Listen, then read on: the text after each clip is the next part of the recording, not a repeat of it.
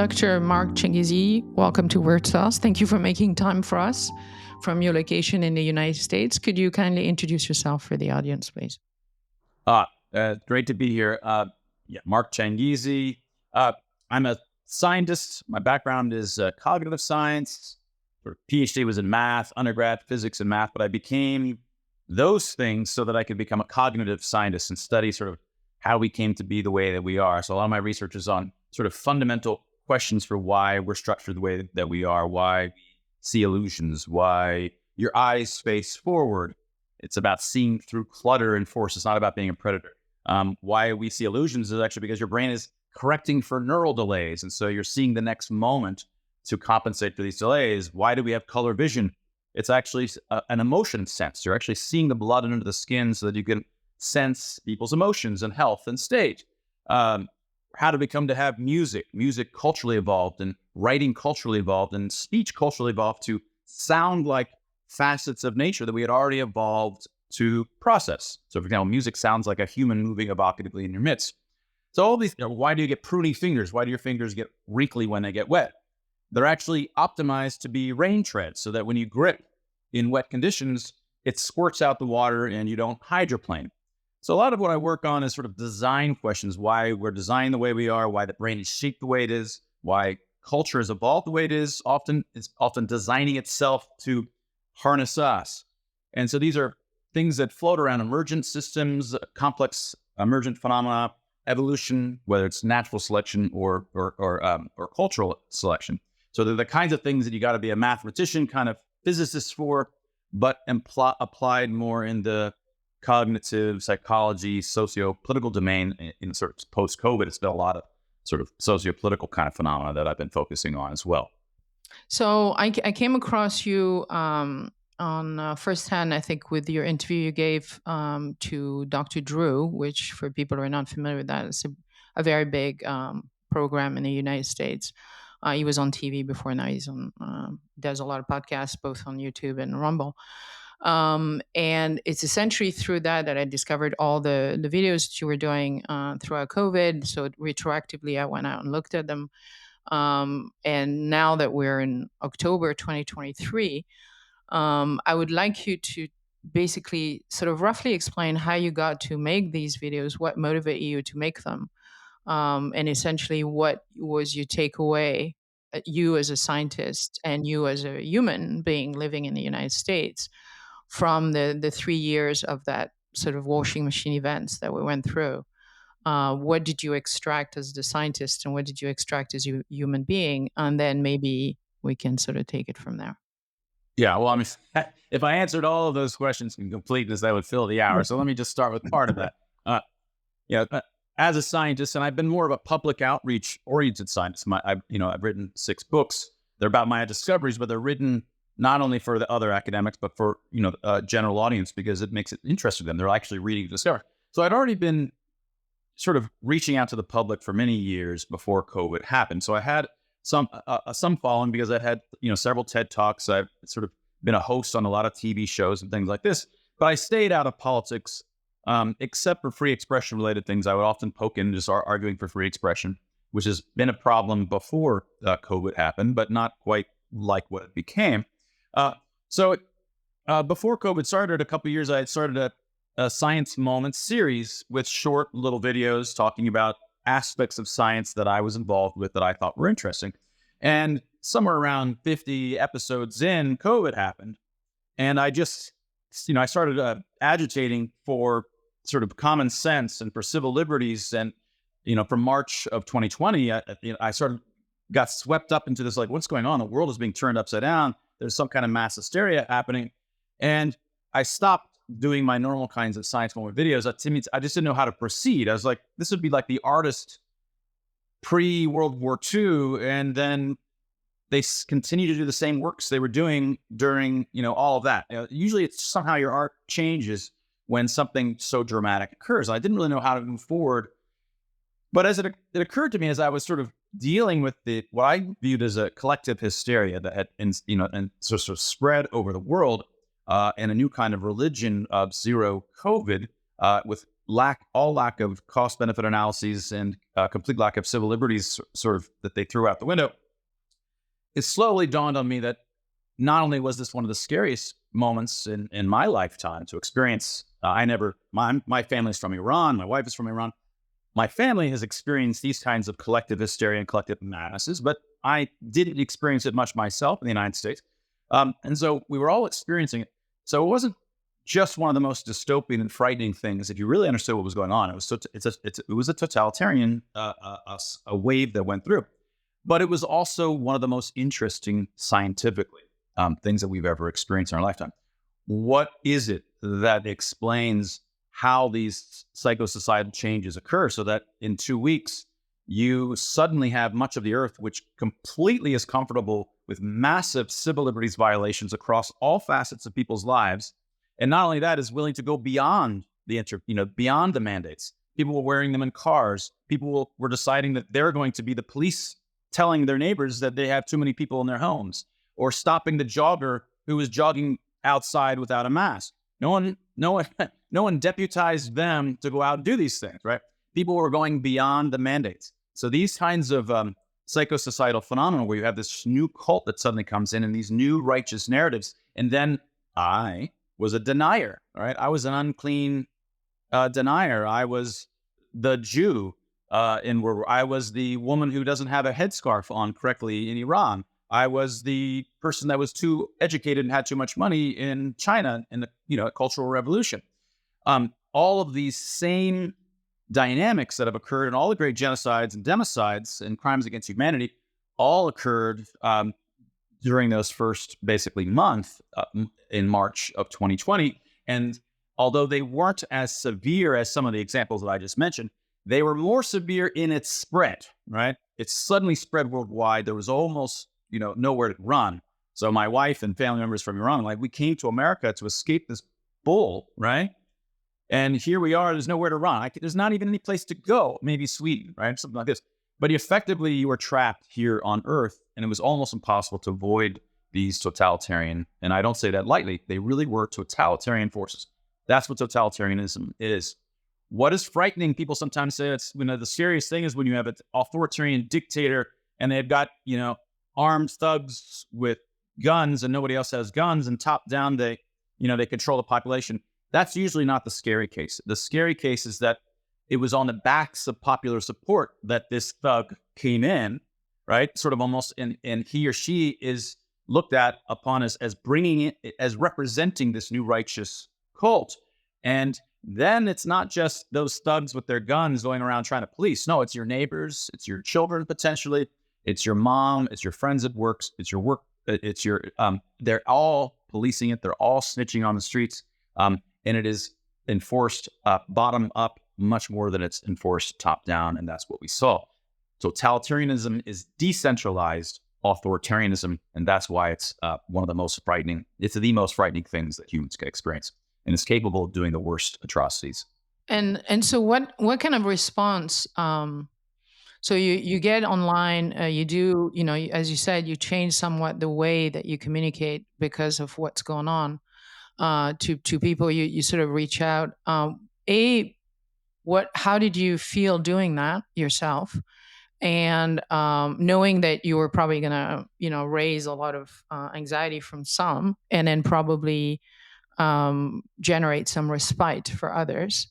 So A, how did you feel doing it? And B, what kind of response did you get from sort of 2020 onwards? Because obviously, the type of event that happened super early on, you could be in a state of shock maybe for 2 weeks or so, and then establish a way of thinking about this that you were going to then sort of come back to your senses. Or you could sort of stay in this and just go along with whatever happened. And it was a very long time. It's a 3 years spectrum. So what was the response to these things? And did those response themselves surprise you? Yeah, the response early on was like they were coming from our righteous religion. In fact, one of the moments when it was clear that this was a totalitarianism is when I was out exercising outdoors at a high school rather than my CrossFit gym. and we were outdoors because the city closed, forcibly closed it, and we would have fined the gym. So we're all out there social distancing, and some middle-aged lady, pulled over in her car, ran over to us, and started to scream and berate us for killing people and for spreading the virus because we're working out outside.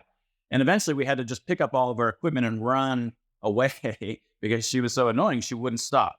Um, it's sort of laughable when sort of a weak person approaches a bunch of CrossFit toughies, right? But anybody, if you sit down and imagine the confidence that was within her and the righteousness that was within her to do that, right? This is a person that usually would have been pretty meek. That kind of righteousness times a million, right? Or times 10 million or times 100 million is what crimes against humanity, genocides and democides are built out of. It's exactly the sum of those negligible righteousnesses, because it's not very much just for the one. But you sum that across is where the great evil comes from. All of these well-meaning, she was super well-meaning, right? She was not trying to do evil. She was more well-meaning than anybody in the universe, right? She was doing the greatest well-meaningness you could ever have, and that's the back upon which crimes of humanity are built. And in your scientific community and entrepreneurship community, because you're obviously a member of both, I was looking at your CV there. So, what was the response to your position Yeah, within academia? yeah. So I got sidetracked. Yes, so that was so my own community, a couple of different communities, but one community is the academic community, and certainly dozens of academics came out and would suddenly appear on my timeline constantly saying, "What's happened to you, Mark? And why do you not care about people? Why are you a MAGA, a Trump?" Of course, Trump was pro-lockdown. He was pro-masks. He was pro-vaccines. And I was like, what are you even talking about? So they all came after me as being evil. And then the science journalist community, which was a highly relevant community, and I was following them for many years on Twitter, because as someone who's involved in outreach of science and, I have 1,000 articles in kind of media and about me and things like this. I'm constantly, well, they were, of course, uniformly of one opinion as well. And they were all attacking me. Some of them posted things like, well, we should have an app that identifies any books of Marx in the bookstores or libraries to ensure that we don't accidentally cover it or, read it, things like this. So um, and just regular friends on Facebook or friends, which would say, "What's wrong with you, Mark? We thought you were, a good person, and here you are arguing against just being selfish, not caring about other humans, and so forth." Because that's what the narrative had come fixed within, about mid-March, March 11th. It suddenly became that the righteous way to anything else but righteously doing these sorts of interventions, self-sacrificing yourself for the interventions. Sometimes they viewed them as sacrifices, that I have to wear this annoying mask, I have to stay at home, or I have to not go here. All of these things showed their righteousness by virtue of it causing some degree of sacrifice. Of course, usually the loudest ones weren't sacrificing nearly as much as the folks that actually lost their jobs, the many millions, and then the millions that lost their businesses forever and always are just gone, right? Those are the folks that actually lost and were often much less vocal than those who gave minor sacrifices by having to stay. And so how did you retroactively, how did you think about this? Like, was your recognition that your scientific community, established scientific community, publication and so on, that you had belonged to for a long time, all of a sudden was speaking as one voice against you? Did you think that in retrospect that there's something there that you had never seen that was always there, and maybe sort of expanded to other field of, a blind spot to some extent? Or did you think that this was a one-off thing, and then for either corruption reasons, or corruption is a big word, but for whatever the mechanistic way in which these publication work and the community, the science community is funded, may have brought on this sort of ensemble of voices that seemingly we're all agreeing to one another for other reasons than agreeing. So essentially, did you think that, okay, so this changes everything, because now that I have this, I have to look in the mirror and see what else don't I know about these folks? Or rather that you thought, okay, this is a one-off, I understand what's going on there. No, I don't. I don't think I was surprised. And I mean, this is the fact that academia disproportionately, overwhelmingly became pro lockdown and so forth, was overdetermined in the sense that is there's in some sense it doesn't need a special explanation because every industry, everywhere in the world became disproportionately, almost unanimously pro lockdown, right? And so it's not like we only find this in academia, but there are other factors in academia which made it even worse. One is, of course, that uh, anybody who speaks out is going to find it very hard to get a grant later. Words whisper around, and this person was a denier, and they can't keep their job or they can't get promoted if they're not bringing in grants at a particular rate. The other is that worked against academia and science journalists is that it was disproportionately 99% of one political viewpoint. I'm a libertarian, little L libertarian, and already, maybe 2% are libertarians and 0.5% are conservatives, on the right. And so not saying that it has anything to do per se. I mean, there are issues about it potentially being left, but set aside what view they have, the fact that they're all very uniform in their viewpoint relative to the spectrum makes it much more likely that they're all going to end up vibrating in the same exact way when some new thing comes along. That the tribe sort of ends up moving in the narrative says, okay, now we all believe in this. And then it just creates a lack of diversity when there's already that lack of diversity in viewpoint. So I don't think, though, that even had academia had a more 50-50 and a wide diversity of opinions, well, I'm not convinced it would have made a huge change just because we see almost every industry fell in lockstep into this greater COVID zero good that everybody should do, whether they were fashion designers or, lawnmowers or, or doctors or just everybody seemed to fall. And doctors are not disproportionately left. They're much more, egalitarian, distributed across the spectrum, but doctors were way disproportionately for the lockdowns and mandatory vaccines and bought it up just as much as everybody else. So to me, there's two aspects there. There's the aspect of the capacity of critically thinking about or approaching a problem, and the second one is the capacity to communicate and to um, bear the consequences of the communication. So to some extent, there's an element of not bravery, but there's an element of, come what may, because I have to say this now. There has to be other voices than the voices that we hear. So in America, which is where you live, it was somewhat different, perhaps, than what happened in Europe or what happened in Asia, where I live. But there was a sense that even those who understood what was going on, or thought they understood rationally what was going on, they did not wish to speak. So the second element was of bravery, or it's not worth me destroying my career. It's not worth me destroying my reputation.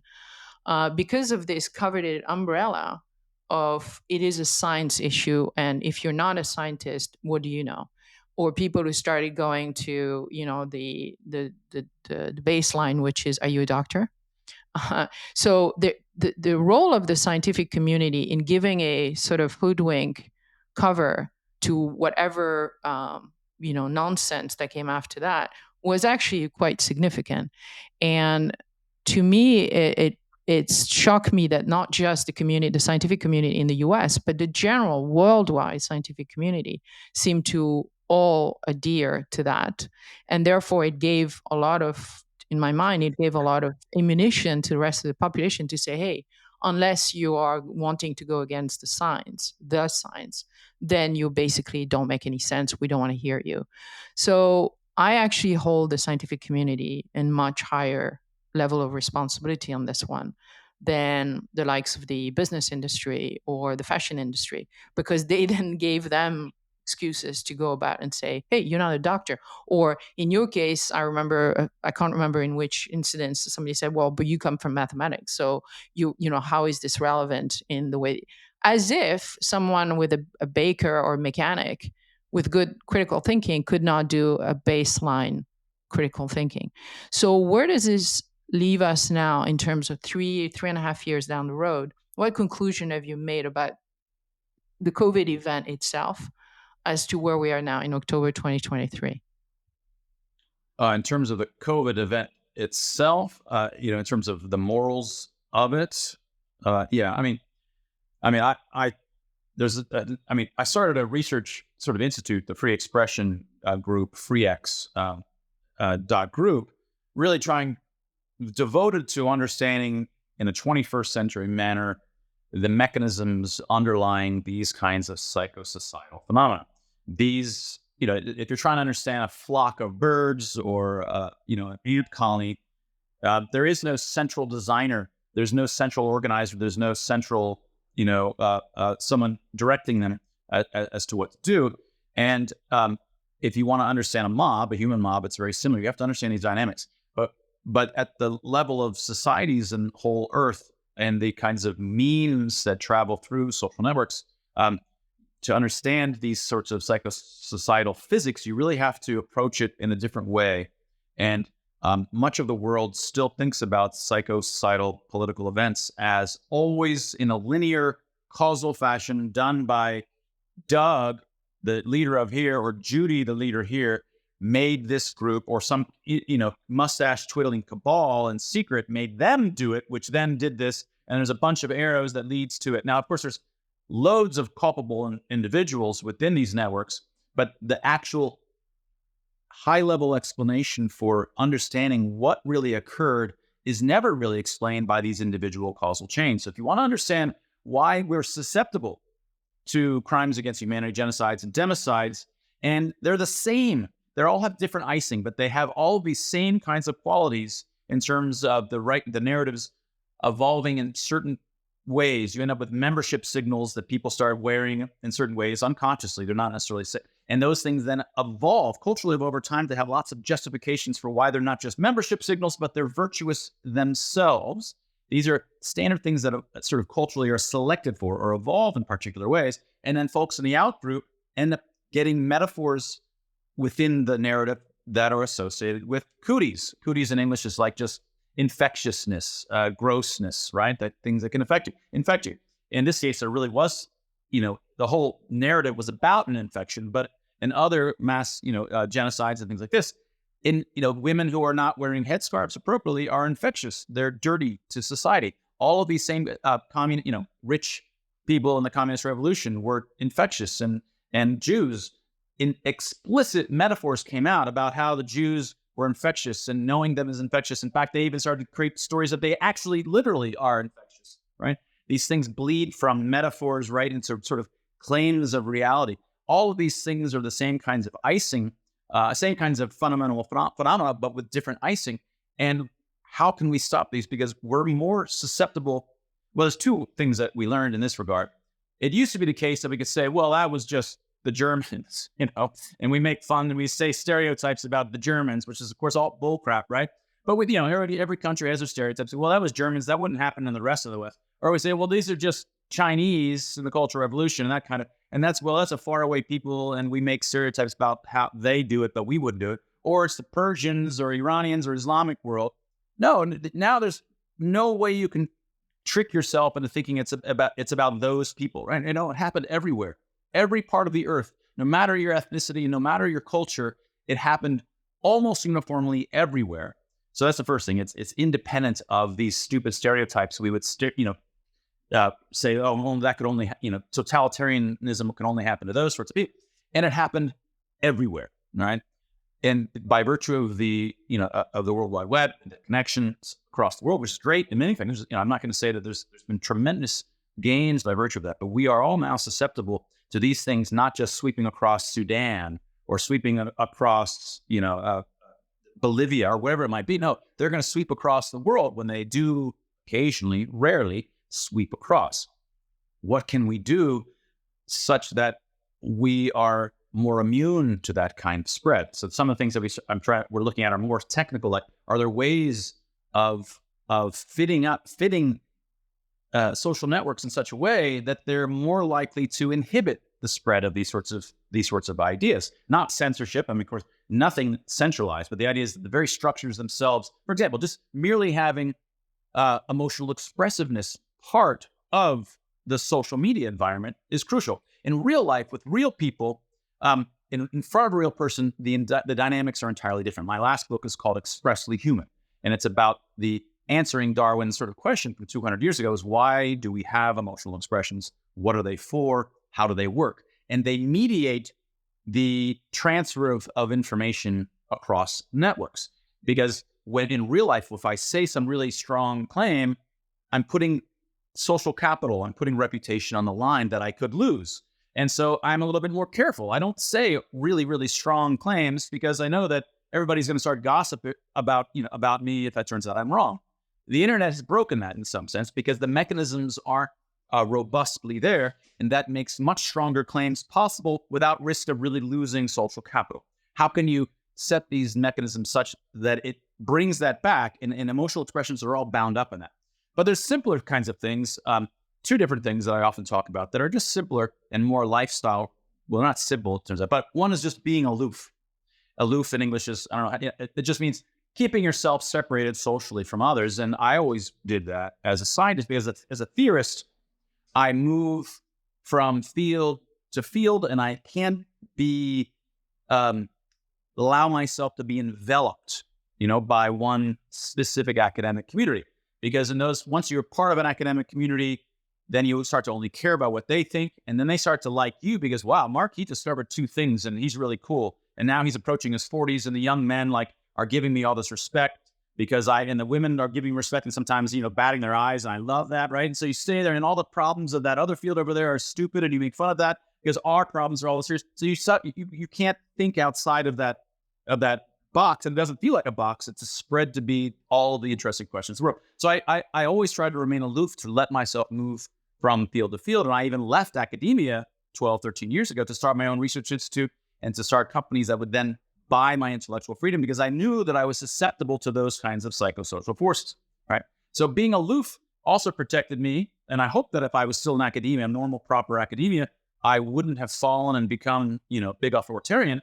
But the chances were much higher had I been there, because I would have been surrounded by all of these people around me. And I believe what I believe, just like you believe what you believe. 99.99% is because high reputation folks in my network told me so.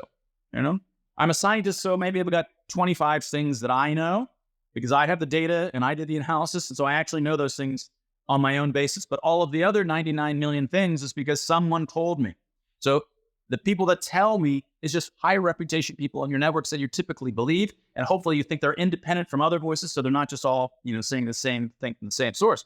That's why we believe. So I would have been much more likely to potentially have fallen had I been in academia. And I tried to give myself that kind of aloofness. And it's also then helped me be politically aloof when the moments came over the years. So trying to keep that generally in your life. Don't find yourself, oh, I'm definitely I'm totally pro MAGA, or I'm totally pro Obama or whatever. And getting into these camps where you're just talking to each other about how much you like your side, how much you hate the other side. As soon as you find yourself doing that kind of thing, you're just aiming to not be able to think straight.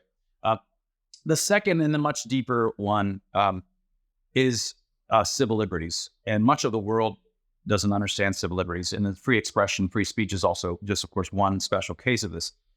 Much of the world believes that that freedom, civil liberties, are just one of the many things that we balance. We want better transportation. We want good health care. We'd like to have social welfare nets. If people get out of, lose their job. We want good military defense, whatever. There's all these 25, 50 things that we want society to bring us. And of course, there's civil liberties too is another one. And they're all just put into the balance. And, we have less civil liberties. We get more of this. No, it's not one of those things, right? Civil liberties are not one of those things that are to be balanced amongst the rest. And a simple example is just like if you buy a house, the backyard is empty, it doesn't have anything in there. You have to make cost-benefit analyses. You have to do a utilitarian calculus about how big is your deck going to be. Well, if it's too big, you're not going to have room for your pool. How big is your pool? How much is your green space for throwing frisbees? How big is your garden? All of these are trade-offs as to how big and how small and how much, all these kinds of trade-offs that you have to make. The one thing that you don't do in that calculus is say, well, what if I move the fence into Doug's yard next door, right? That's a constraint. It's a fixed constraint. The civil liberties are a fixed constraint. You can't go violate Doug's civil liberties in this case. Well, I'm just going to go ahead and just take some of this. So this is not part of the things that we balance, right? These are fixed constraints. The government can do all these cost-benefit analyses, do these utilitarian calculations, but they can't push the fence into my yard and into your yard. And we have to understand that civil liberties are not just something that matter when there's not emergencies. This is the same thing for free speech. People say, well, I believe in free speech, but what Judy is saying is like vile, and I think she should be, she should be censored. No, we don't need the notion of a principle for free speech for the speech that we like. I mean, that's just ridiculous, right? It's all about speech that you don't like. It's your opposition's speech that, of course, you want censored. And, well, no, I think it's dangerous. Well, of course you think it's dangerous. If you didn't think it was dangerous, you wouldn't be calling them your opposition. Same thing for civil liberties. Civil liberties only matter when there's perceived emergencies. And suddenly people are all bandying about saying, look, we've got to stop those people from doing that because the good depends on it. We've got to stop those people from doing that, make them do this because the good depends upon it. When there's not a perceived emergency, no one's really interested in violating other people's civil liberties in this way. I mean, there's a little bit here, a little bit there, court cases about it, but not like in this en masse way where everybody's saying we have to start violating civil liberties. It just doesn't come up. It comes up when there's perceived emergencies. Civil liberties are for the emergencies, right? It's only for the emergencies in this sense. It's all about that.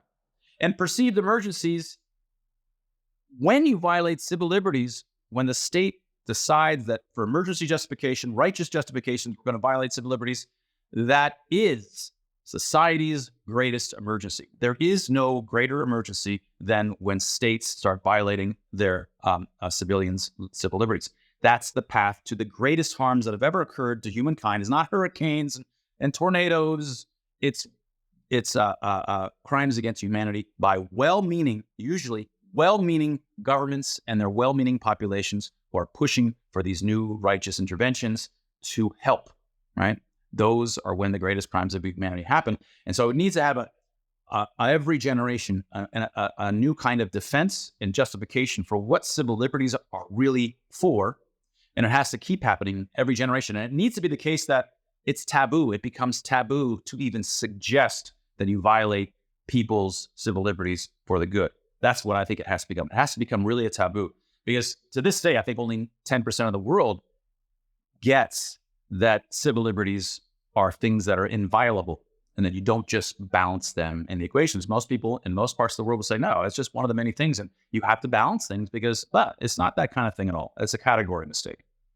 So, with the Twitter files that emerged while the COVID thing was still there, the work of Michael Schallenberger and Matt Taibbi and others, many others, and isolating it to some extent, the scale of the censorship industrial complex manifested through technology platform, which is essentially how people share right now knowledge and point of views. So that's in America. It has now a so-called digital twin in Europe with Thierry Breton, the EU commissioner, trying to impose a safety digital act. I don't know if it's the exact term for it, but it's essentially a copycat of what was done in the U.S. How do you think that technology? Technology is the bad word for it, but social media actually now is the new sort of printing press issue, whereby we're going to fight, or are we fighting for freedom there and an unbounded speech? And if so, do you think it's working right now in the West, in the greater West? Because we've got issues in Canada, we've got issues in the US, and now we're going to have issues with the EU having banned at least Rumble to start with, but obviously more to come. So what do you think this is going to do to this concept of freedom and freedom of speech, and to some extent civil liberty? Yeah. Well, you may or may not know. So I was the Changizi versus the Biden administration. I was the first First Amendment lawsuit. Myself, Michael Sanger, and Daniel Kotzen with the New Civil Liberties Alliance in February of 2022. We launched our First Amendment lawsuit against the Department of Health and Human Services of the Biden administration. And so we've been back and forth. Right now we were under appeal. They rejected our appeal, not for substantive reasons, but claiming that we were not able to make that some stupid kind of red tape kind of thing. So now we're back there. We'll be back there again. The case that came after ours is the state of Missouri versus the Biden administration. That 3 or 4 months later, after ours came out, there were many more documents, FOIA releases, and then since in the Twitter files. So they've made it a lot farther. It looks like they're going to the Supreme Court. So cross our fingers that should hopefully make a difference. Although it's not clear, even if they win, what difference it will make. And the problem here is that of course it's terrible when the state is censoring. But the problem is that the reason the state is censoring, and the state in the United States, the federal government, was unabashedly announcing in April after the Biden administration came in, they were unabashedly just telling us, yeah, we're going to work with social media, Facebook and Twitter, to censor the misinformation because they're basically killing people, and they better do it because if they don't, we're going to do antitrust things against them. It would be a shame if something were to happen to them, that kind of thing, right? They're unabashed about this. And the reason they're unabashed is that the culture had changed. When you would turn on the radio throughout all of 2020, NPR and CNN, they were constantly on about how it was so terrible that YouTube wasn't censoring enough, that Facebook wasn't censoring enough. They have to do more to stop misinformation about COVID and disinformation about COVID. The entire culture was screaming, stop the deniers from saying the stuff that they're saying about masks and lockdowns and vaccinations and so forth. That culture, of course, not everything is top down, right? That culture then makes it possible for the state to come along and now say things that just a year or two earlier they would never feel comfortable to say. And now they're proudly saying, and they're not just saying, aha, now we have the opportunity to screw over. No, they've come to believe it themselves, that it's morally just to censor for the good, to make sure that fewer people die by virtue of doing this. So that's the situation that we're in. Not only was it morally righteous to censor misinformation concerning COVID and disinformation, but it will always be the case that we have to fight this because free expression is not simple. Free expression is counterintuitive. It is not obvious that to find the truth, which is an amazing amount of design, right? Finding truth, discovering and showing hypotheses and discount is incredibly complicated. It requires design. And just like natural selection, Darwin's one of the greatest discoveries scientists have ever made is Darwin's, which is the amazing design of your eyeballs and your arm and all the animals that you see all over the world. That amazing design can happen without a designer. It happens in a decentralized fashion with all of this chaos and killing and eating each other and all that kind of stuff that happens, right? But through all of this decentralized, distributed, non-design, you end up with the most amazing design in the universe. And that's super counterintuitive. Never pretend, I always tell my biologist kind of colleagues, never pretend that this is intuitive because you've been sitting and steeping in it since you've been a kid, and now you forgot how amazingly counterintuitive natural selection is. It is mind-bogglingly counterintuitive how you can get eyeballs like ours just by letting a bunch of animals kill and eat each other for 1 billion years, right? This is crazy. Same thing for free markets. How is it that the free market, a bunch of people just buying and selling stuff and arguing and whatever, can lead to a magical computer that has all the answers to the universe that I can get for $800, right? This is in the Hitchhiker's Guide to the Galaxy that, it's all about, this little guide, which supposedly has all these things, but even by, it's nothing compared to what we actually have had in our pockets for the last 20 years. So that's counterintuitive, and also amazingly deeply counterintuitive is how a bunch of people just being allowed to speak to one another and argue with one another and say nasty things to one another can, over time, move us slowly towards the truth. Sometimes massively in the wrong way, but eventually, again, slowly moving toward the truth. And it works by virtue of these reputation networks. They're not just networks. They're networks where people acquire more social capital by virtue of having arguments or disagreements so that they turn out to be right. And sort of the gossip throughout the community says, oh, Doug was right or Doug was wrong, and he loses. These things spread over time, and that's what's crucial. And it's not just social networks or Twitter or the public square that leads to sort of societal truth. This is how science itself works. Science at the whole scale, sort of individual papers we do, statistical analyses and things like this. The way that science itself works, though, is a social network where over time, certain scientists raise in reputation by virtue of the right things that they've said, or they lose reputation, or they're saying uninteresting things so no one pays attention to them. It happens by virtue of the same sorts of mechanisms of crazy, unfettered speech and being wrong constantly, right? Science has filled every paper. I mean, there's whole areas of science that study science and the half-life of this field. Half-life means how many years does it take before half of the papers are wrong, you know? And so, because all the papers are eventually going to be wrong, but the question is how long until about half of them are wrong? It's all misinformation, right? And that in this sense, they're all wrong. Misinformation are the rungs of the ladder by which we move towards the truth. You can't just say we're going to get rid of misinformation or, no, that's the process. All of these complicated things that happen are the mechanism by which society and science moves towards the truth.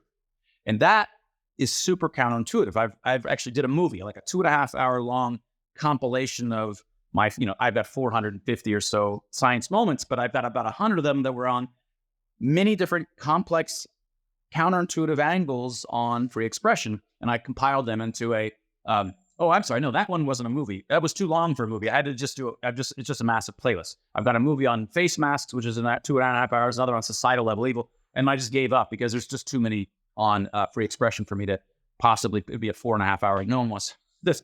So we've got a 4.5 hour movie. So, but I had so many videos because it's so deeply counterintuitive. And I think that's something that I tried to focus on, is banging away at how this deeply counterintuitive thing is, however, the only way for societies to find the truth in the long run. And given that it's now October 2023 and we've gone through one cycle of war and now we're entering a second cycle of war without the first one being resolved, what's your general sense, both in terms of the communities in which you sort of circulate, and in the general public? What is your sense of whether COVID and the aftermath of COVID has had any sort of cautionary tale for them in terms of learning how to think in a manner which would tolerate um, cognitive dissonance a little bit more, and whether that's already occurred or not? Because then we can discuss what's going on in Europe, which is quite shocking to me and I think to a lot of Europeans, because of the claim of protection of freedom. France, at least in its chart, has got liberté, égalité, fraternité. So he's supposed to have liberté is the first one, and freedom is the first one, and freedom of speech and access to that has been really massively affected, and the general population seems to have, at least for France, not learned that much from COVID. So I'm wondering whether in the US there's a different trend that you may have observed. I don't think so. I think that the learning that occurs is highly domain specific. That if another claimed pandemic was to come through, and we've seen some, monkeypox and then new variants, people are like, "Oh, forget about it. I'm not." They get that. But if it's packaged up with a different icing, some completely different icing, no one's going to see it. And one example is, I'm Iranian. My family is Iranian. My wife is Iranian. And the Iranian community could say, okay, these people surely are going to disproportionately see these collective hysteria forces and the labeling of the unclean, the outgroups, and all of this kind of moral righteousness because they were sitting in it and they left it to get out of that situation, right? But, in my experience, that community fell just as hard as every other community. They were just as sort of a discriminating and prejudiced against those who didn't have their vaccines and wouldn't be allowed to their house. All of the stuff that happened in every other community that never experienced something like that seemed to happen in that community, in my experience. And it was really, part of me kind of gets this as a cognitive scientist who thinks about these sorts of irrational biases, but part of me was just deeply disappointed. And there seems to be very little ability to generalize beyond the specifics. Yeah. And so I wanted to ask you, what do you think has made you different, in the sense that you've said obviously that you've done pluridisciplinary approach to science and research, and then from academia you've moved into entrepreneurship as well. You've done communication, and then your private life, your origin. You said you have Iranian background, and then obviously you were born in the United States and you did your studies in the United States. So, what in your self analysis have you identified as maybe the sort of things that prepares you from seeing things that cannot be seen by the vast majority of people?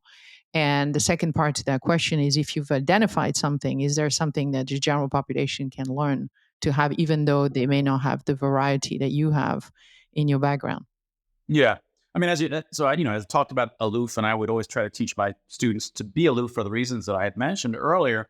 But that doesn't itself explain how I came to believe that being aloof was so important, right? How did I come to make this meta decision?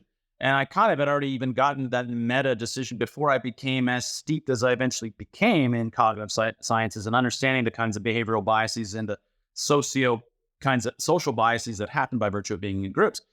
One thing that may have shaped me in this regard is that, and it goes back to 1979. In 1979, when the Iranian Revolution occurred, I'm just a kid, right? I'm just 10-year-old kid.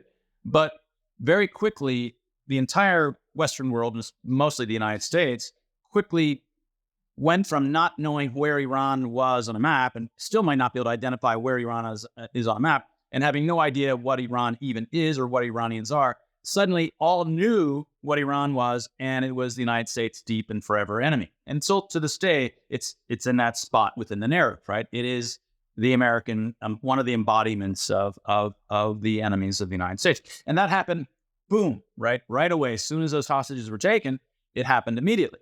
So the Iranian community in the United States, I suddenly was told as a kid, oh, you're not Iranian anymore, by the way.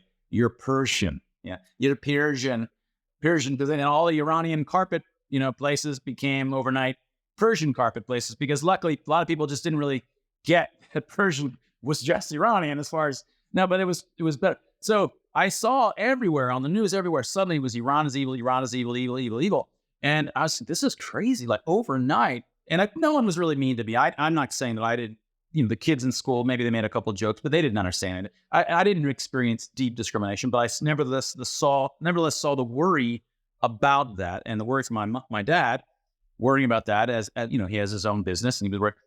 So seeing that happen as a kid might well have helped shape my opinion. And my dad's explicit words to me always was like, he's like, he always told me don't get involved in political issues. Such as he passed away 25 years. So he'd be rolling his grave if he saw how political I got over the last 3.5 years. He goes, because, all that happens when you do is that you end up with these kinds of he didn't have the words cancellation really wasn't a term, but you end up with these cancel mobs that are just going to come after you. And of course, from the Iranian point of view, they don't just come after you. They literally, it's not a metaphor. They might literally come after you, right? So I was often, he would just often tell me that, and he was using words that could have been described as mass hysteria, and in terms of referring to the kinds of world that he came from. But of course, that wasn't the kinds of words that he used himself. So I think some of that, some or all of that, may be responsible for what made me more likely to be aloof, which then hopefully is partially what protected me and made me less connected to the social network parts that would have transformed me into a good zero COVID person. Yeah. And so, if you're comfortable talking about it, I mean, I understand if you're not. I would like to, before we conclude, I would like to think about what's going on right now in terms of the world that we're in. In the past week, at least, we've been propelled in yet another massive conflict that looks like it anyway. And then while Ukraine is not yet sorted, so what are your thoughts on what's going on in terms of not geopolitically necessarily, but rather in the mind, in the architecture of the cognitive view of what's happening in the global West, because there seemed to be a certain synchrony there as well. And I'm reminded this of what, watching in the morning the news, whether you watch CNN or you watch Fox, or I mean, the sample thing seems to be extremely synchronized as well, in terms of what we ought to think about what's going on. So, what are your thoughts on that, if you're prepared to sort of Yeah, express? I mean, I've got certainly a variety of thoughts on that, but I think one simple thing that folks forget, and as an Iranian, family, part of the Iranian community, it's much clearer to me, is that everybody treats this as a two-team problem, right? And it's easy for us all to do that. It's usually that's what every battle is about, is two teams. but there's not two teams. Of course, there's four teams. There's the Israeli government, there's the Israelis, there's Hamas, and then there's the Palestinian people. And to first order, I mean, they're all, of course, different. A lot of people are against, the Israelis are against their government and vice. But to first order, the difference between the Israelis and the Israeli government is much less different than it is for Hamas and the Palestinians. So, I mean, I'm not saying that they're not different. They are different. But in the long run, you can still vote out your government in Israel. And so they're closer to one another. So just simplify it for the moment, just to think of it as a three-body problem rather than a four-body problem, which it really is. And of course, it's more than a four-body problem. It's a 80 there's lots of complexity, but just keep it simple. Um, Hamas is not the Palestinian people any more than the Iranian mullahs are the Iranian people. And as soon as Israel's nearby, people completely forget that. And they just say, okay, now we just lump Hamas together in Palestine. And now the enemy is only Israel, right? And this would be like suddenly this would be like pretending that the Iranian mullahs are on the side of the Iranians, right? So I'm frustrated by this fact that suddenly anything that Hamas does to its own people, which no one ever pays attention to, they are undemocratic, unelected, and yeah, they had some faux election. No, they're unelected, undemocratic forces that would prevent anybody that wanted to speak out even one peep about trying to have peace or civil liberties or women that don't have to wear headscarves or all of the kinds of stuff that women in these countries have to do. If anybody poked their head up, they would be gone, right? You wouldn't hear about them again. This is the kind of stuff that happens in Palestine. I'm sure even worse than Iran, right? Even worse in terms of that kind of top-down within Palestine terrorism that no one talks about. This is not just a two-body problem. And if you start thinking about it as at least as a three-body problem, I think it leads to much clearer thinking in terms of how to think about any of this stuff. And I'm frustrated as an Iranian about this simple two teams, because it basically implies, as soon as you start saying, well, Hamas are the Palestinian people, yeah, of course, Palestinians have lots of support for, but then again, the North Koreans have lots of support for Kim Jong-il. But of course they do. They've been in a situation for 50, how many years, poor people, right? In a situation, this is all they know. And you can't lump them as the same. They are undemocratically in a terrible authoritarianism position for all of these years, not just for the last 15, 18 years for Hamas, right? So you have to treat this as a three-body problem, and if you're going to really understand. So as soon as they start saying, well, Hamas is Palestine, to me, I'm saying Iranian mullahs are the Iranian people. And this is one of the most absurd kinds of conflations that one can make. And I think often both sides of this debate often make this exact same conflation and are missing much of the moral complexity that's going on. And so, do you think that the fact that this timeline comes in at a time where people have gone through COVID, but it doesn't seem that there has been a reckoning, at least not at a societal level, where each of these Western society would have had time to face what they did right, what they did wrong, get some sort of post-mortem, if you'd like, conclusion. So we haven't done that. We moved on to the next thing. And how do you think that the sort of predisposition to mass, I don't know, I don't want to use the term mass formation because then everybody reads whatever they want to read out of this, but sort of lockstep thinking that has come with COVID, that seems to have come also with Ukraine. And now there seems to be at least some indication that it's going to be there as well for this conflict. Do you think that what we've lived through in the West through COVID has actually, because it's not been reckoned so far, has actually been a very fertile ground for cognitive biases or cognitive dissonance, exponent for going forward, rather than actually be a cautionary tale? Because precisely what you said, people won't say, oh, well, it happened for COVID. Evidently, it can happen for anything. They'll say, no, happened for COVID. If I've got chicken pox, I'll think about it again in that way. Otherwise, I'm thinking about Israel and I'm thinking about Ukraine in totally different terms. Yes,